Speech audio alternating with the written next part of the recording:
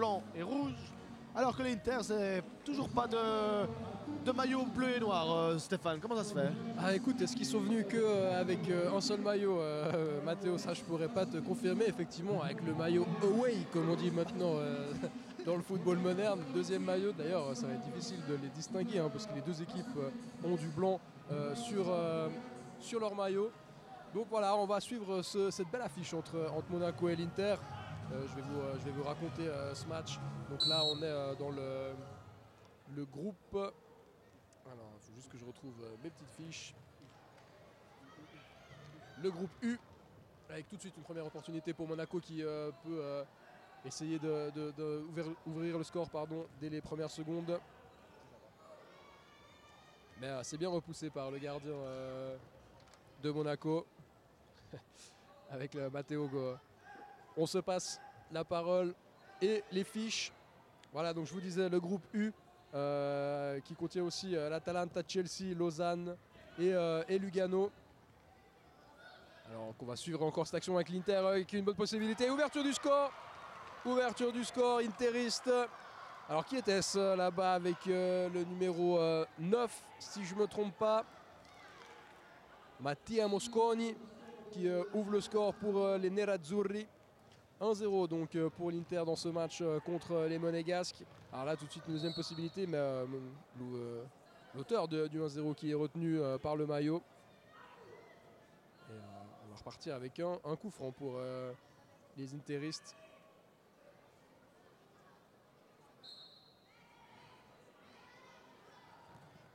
Et une frappe contrée. Alors je vous disais, ouais, effectivement, donc on est dans le groupe U. L'Inter qui avait fini avec 4 points lors de la première phase et Monaco avec un seul petit point. Mais Monaco qui avait fait des très bonnes prestations, malheureusement ils étaient tombés contre des bonnes équipes. Donc un match qui s'annonce quand même relativement serré. Sachant que lors du premier match de cette deuxième phase, l'Inter s'est imposé 3-1 contre le Lausanne Sport. Et Monaco de son côté a perdu 2-1 contre Lugano. Donc Monaco est resté bloqué avec un point, tandis que l'Inter monte à 7 points et se candidate pour la Champions Cup. Il devra se battre avec Chelsea, parce que l'Atalanta semble intouchable de son côté. Ouais, corner pour les Nerazzurri, alors qu'on a un peu plus de 2 minutes de jeu. Une tentative de déviation là du numéro 10. Alessandro Ciardi, mais c'est repoussé par la défense monégasque. Mais l'Inter qui recule en ballon avec Ciardi, justement une belle frappe et un bel arrêt du gardien monégasque, mais c'est repoussé, ça va revenir dans les pieds de l'Interiste, mais la balle finira finalement en touche. Ouais, si vous avez eu l'occasion de nous suivre durant cette matinée en live sur Facebook, sur la page Facebook de la CS Italian Cup. Voilà, exactement, voilà, c'est ce que je voulais vous parler. Je voulais vous parler de la formation à Monaco et des gardiens notamment. Monaco a formé de très bons gardiens en la personne de Letizy par exemple. Et évidemment... alors pardon, là j'ai essayé de voir ce que voulait dire l'arbitre. C'est un corner effectivement. Donc corner pour l'Inter avec le numéro 8, Mancuso. Et une balle qui va finalement sortir. Donc je vous parlais de la formation à la monégasque. Voilà, on parlait tout à l'heure de noms tels que Trezeguet et Thierry Henry, deux champions du monde de 98 avec Monaco. Donc on parle évidemment c'est pas n'importe qui. Mais même dernièrement, Monaco qui est toujours en pointe au niveau de la formation. Alors que là, il y a un choc entre les deux capitaines de l'Inter et de Monaco. Monaco qui a formé des joueurs de la trempe de Léine Kurzawa, Valère Germain, actuellement en force à l'Olympique de Marseille, Yannick Carrasco évidemment, le Belge aussi, et le dernier en date que vous connaissez tous, Kylian Mbappé. Alors que là, c'est un goal.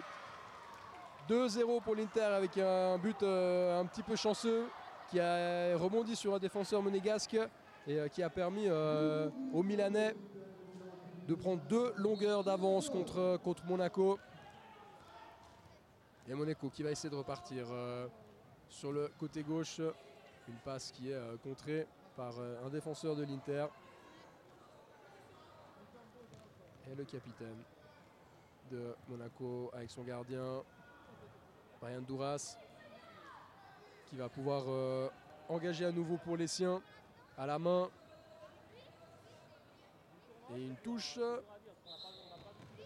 Que va décider l'arbitre? Ouais, il décide une touche en faveur de l'Inter, en faveur des Nerazzurri. Donc on vous parlait il y a quelques secondes de la formation à la monégasque. Alors que là, il y a quel but!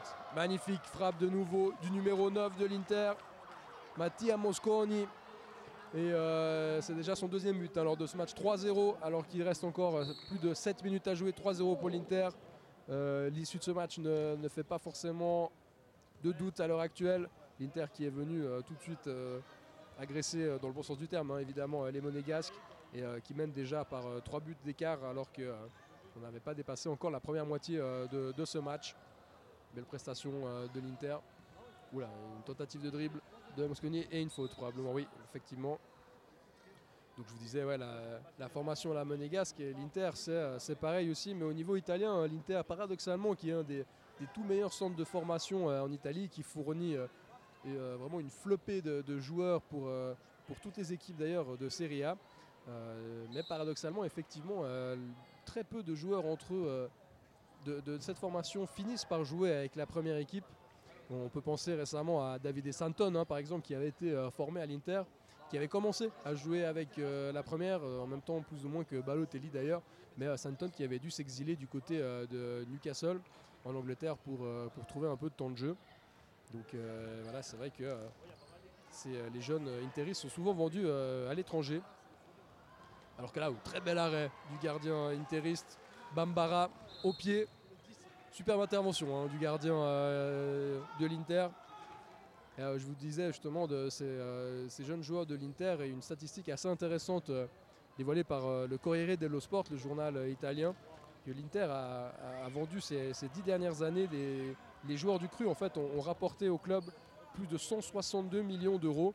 Donc c'est dire à quel point la formation est bonne, vu qu'ils arrivent effectivement à avoir un énorme retour sur investissement et beaucoup de joueurs qui disputent les plus grands championnats européens. Malheureusement, ces joueurs-là ne finissent pas forcément dans le contingent de la première équipe. Alors peut-être que ça va évoluer maintenant avec le fair play financier, à voir ces prochaines années. En tout cas, les moins de 11, eux, sont là et bien là ce week-end à Genève pour disputer la CSI Talent Cup.